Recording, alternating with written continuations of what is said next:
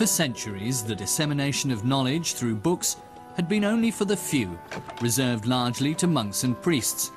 Each book was a priceless one-off, but for most people in the Middle Ages, this was an academic problem. They couldn't read or write anyway.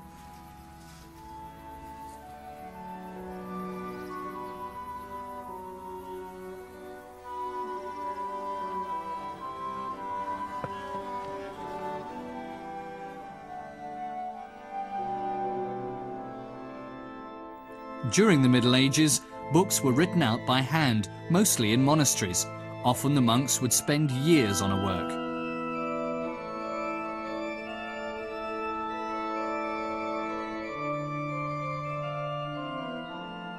Then, in 1450, an invention changed the world. In the German city of Mainz, Johannes Gutenberg invented the technique of printing with movable type. This made it possible to duplicate books in large numbers and at relatively low cost. The technological foundation was laid for the intellectual, political and religious changes of the succeeding centuries.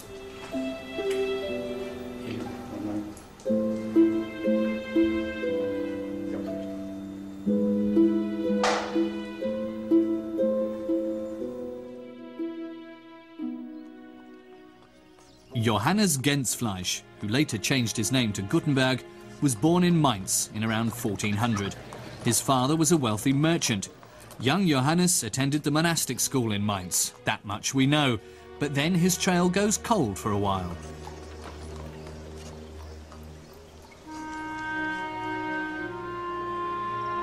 We only pick it up again in Strasbourg, where he settled in 1434.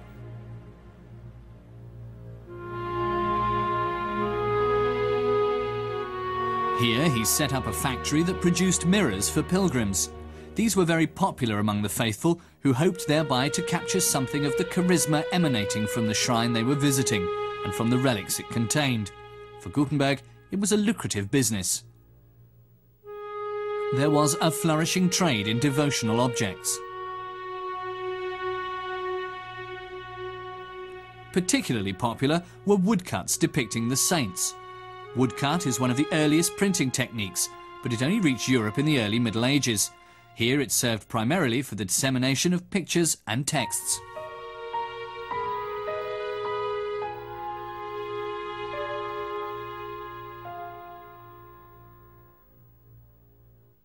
But cutting these whole-page blocks is a time-consuming process. First, a mirror image of the handwritten page has to be drawn on the block. Then the individual letters have to be carved out.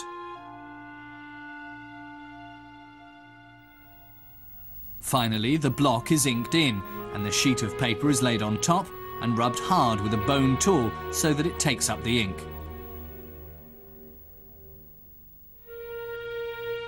By the start of the 15th century, more and more of these page prints were coming onto the market. Occasionally, a number of pages were bound into a book.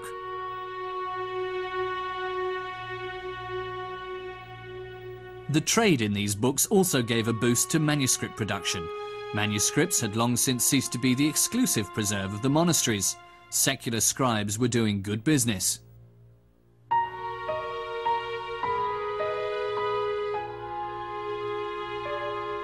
The establishment of the first universities had created a great demand for books.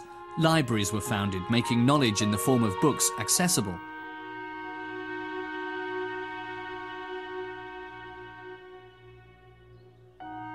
Books needed to be cheaper and more quickly available, but that wasn't all. In particular, scholars wanted uniform copies.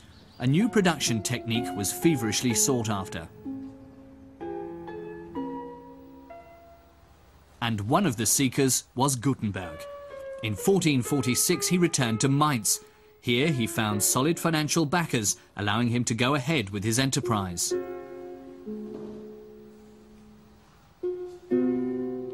His breakthrough came with a brilliant idea. He broke up his text into its constituent parts: letters, punctuation marks, and frequent combinations known as ligatures.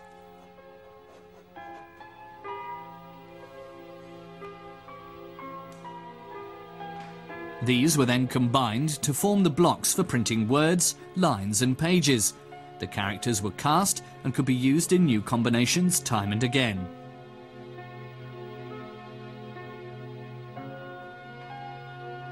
A character is produced as follows. On the end of a metal rod, a mirror image of the letter is engraved. This is then pushed into softened copper, producing a pit in the shape of the letter.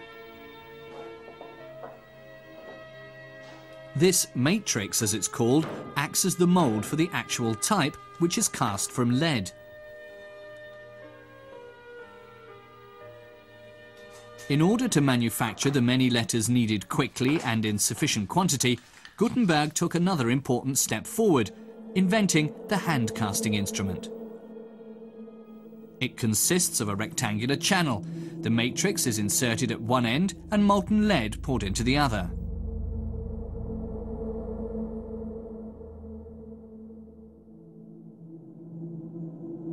When the instrument is opened, a letter cast in lead is there ready to be used.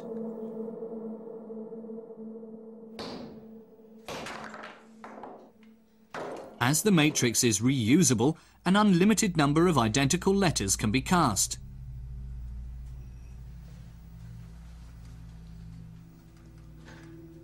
Finally, the typesetter can begin to combine the letters into lines. In the form, the lines or columns are combined to create the page layout as desired. The result is a mirror image of the page to be printed. The form is now inked in with printer's ink. Gutenberg used a mixture of lampblack, varnish and egg white.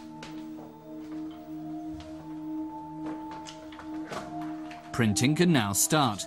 Gutenberg used a special press for this purpose, but he derived the principle from the traditional wine press.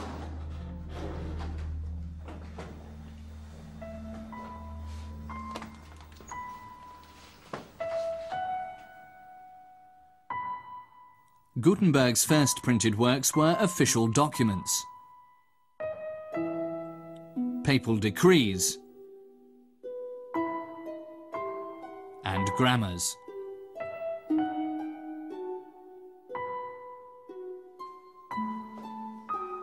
But soon he started on a mammoth venture, the Latin Bible. For this project he cast more than 100,000 pieces of type. For more than 2 years, Gutenberg's typesetters and printers worked on the first edition of 180 copies.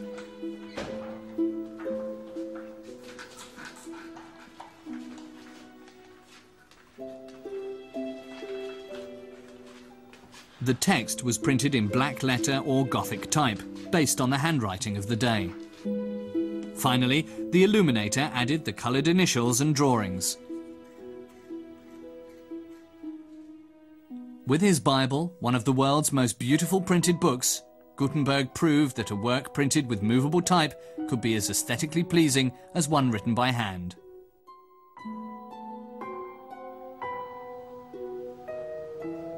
The edition was soon sold out. Gutenberg's contemporaries were impressed. It was the first time a work had been available in such a large edition, and every copy was identical. The written word now had authoritative status.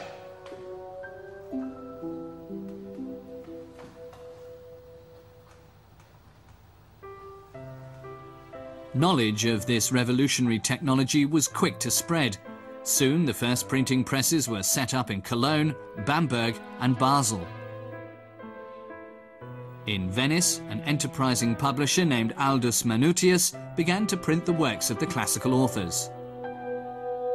His clientele comprised the whole of Europe's humanistic intellectual elite.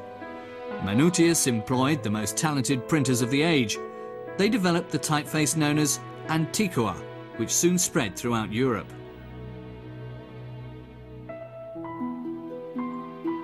20 years after Gutenberg's invention, the new technology was firmly established.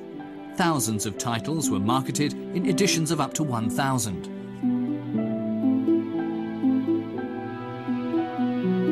Books now became affordable for ordinary people. As society grew more literate, the number of potential readers increased.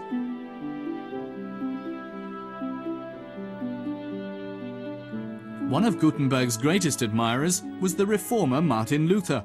The new art of printing gave him a bright and bold idea. The layman didn't need a priest to tell him what the Bible said. He could read it himself and decide for himself between revealed truth and the false interpretation put about by the church.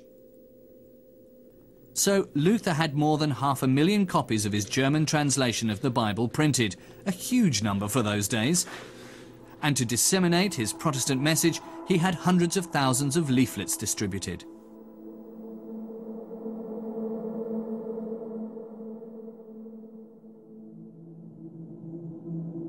But it wasn't just Luther who exploited the new medium. So did the emperor, along with kings and free cities of the empire. Soon, single-sheet leaflets, flyers we would call them, were discovered as a news medium. When an unusual configuration of planets was announced for 1524, the country faced an avalanche of these flyers, warning of an imminent repeat of Noah's flood.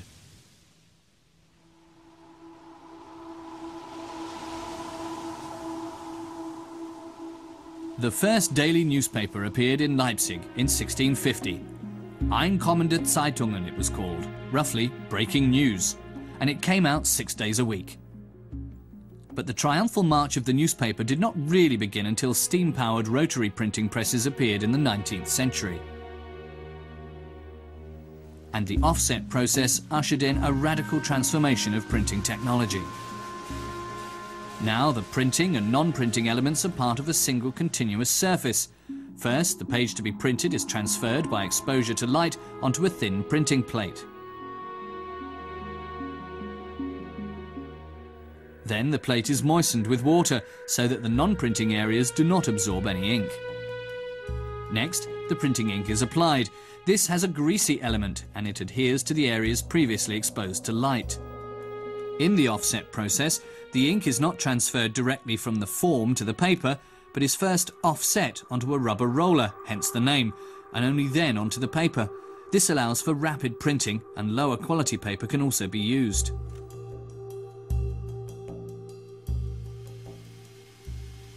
Offset is the commonest printing process in use today, but in spite of all these modern developments, it was Johannes Gutenberg who laid the foundations of our modern media world. His invention is still regarded as one of the most important in human history.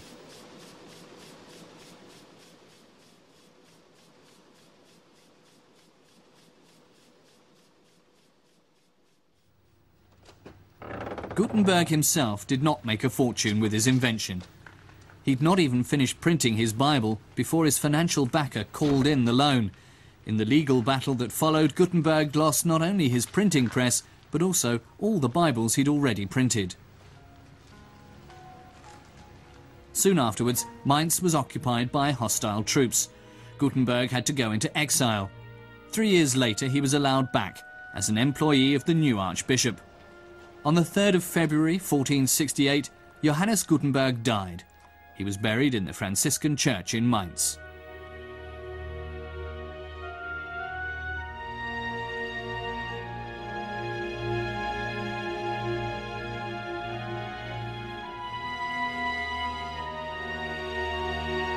But his invention of printing with movable type had changed the world forever.